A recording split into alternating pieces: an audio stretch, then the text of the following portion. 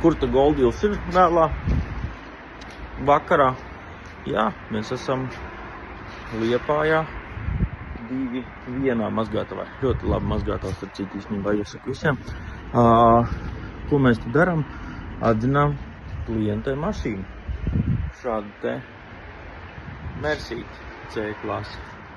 Klientē nebija laika braukt pakaļ pie mums, tāpēc mēs atvedām viņu uz Liepāju. Mašīna noskalota pēc garā ceļa un gatava doties pie jaunās īpašnieces. Tā kā dodamies tālāk skatīties, kāda būs viņas reakcija. Mersīts ieradies savā jaunajā māju vietā Liepājā un gaidam jauno saimnieci auto. O, tu arī tu esi. Ko dari? Liepājā naktī. Sadūs. Mēs esam atbraukuši. Jaunā saimniece paraksta mašīnu.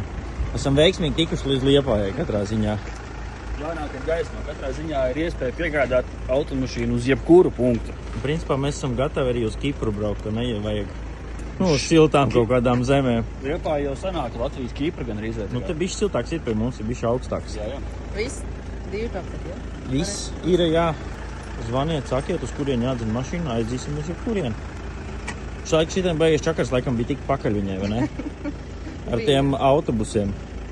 It kā Liepāja liekas te patās, bet tik pakaļ mašīnai nav iespējams.